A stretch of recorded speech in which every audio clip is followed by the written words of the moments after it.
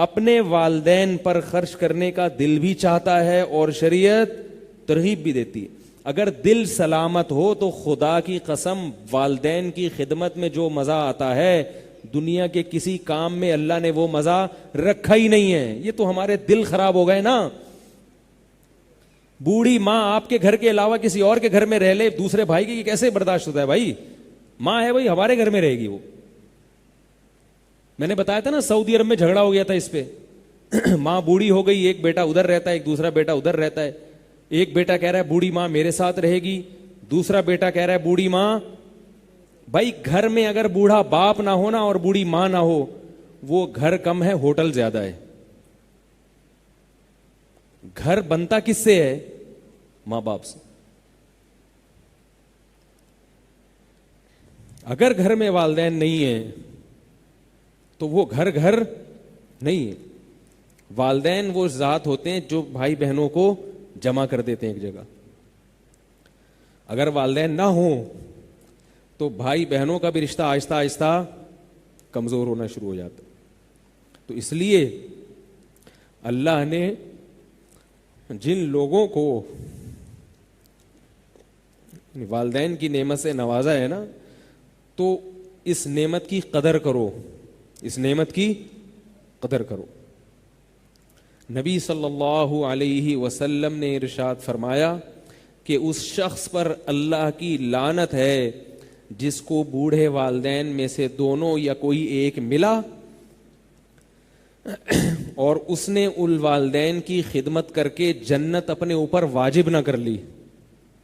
اتنا بہترین آپشن اللہ نے جنت کمانے کا دیا تھا اور اس نے یہ آپشن ضائع کر دیا. کسی بزرگ کی خدمت میں وہ اللہ نے ثواب نہیں رکھا جو ثواب اللہ تعالیٰ نے والدین کی خدمت میں رکھا ہے. میرے نانا انتقال ہو گیا, اللہ ان کی مغفرت فرمائے, حضرت مولانا عبد الرحیم رائے پوری رحمہ اللہ تعالیٰ, جو ہندوستان کے بہت بڑے بزرگ گزرے ہیں, ان کی خدمت میں گئے اور عرض کیا کہ حضرت آپ کے پاس آیا ہوں آپ سے دعا کروانے کے لیے. کیوں آیا ہوں؟ دعا کروانے کے لیے. تو میں نے اپنے نانا سے خود سنا, فرمایا کہ مولانا عبد الرحیم رائے پوری رحمہ اللہ تعالی نے فرمایا کہ تمہارے والدین زندہ ہیں؟ فرمایا ہاں. فرمایا پھر میرے پاس آنے کی کیا ضرورت ہے؟ سمجھ میں آ رہی ہے بات؟ پھر میرے پاس آنے کی کیا ضرورت ہے؟ ان کی خدمت کر کے ان سے دعا لو. تو اس لیے یہ بات خوب اچھی طرح ذہن میں رکھیں کہ والدین کسی کے اگر گھر میں موجود ہوں تو اس سے بڑا سرمایہ نہیں ہے کسی کے پاس. تو دل بھی چاہتا ہے. ہمارے خاندان میں خاتون کی شادی ہوئی, نکاح ہو کے دور چلی گئی, وہ دوسرے شہر آ گئی. ظاہر ہے عورت ہے بیچاری, رخصتی ہوگی, اپنے والدین کے شہر کو چھوڑ دیا اس نے.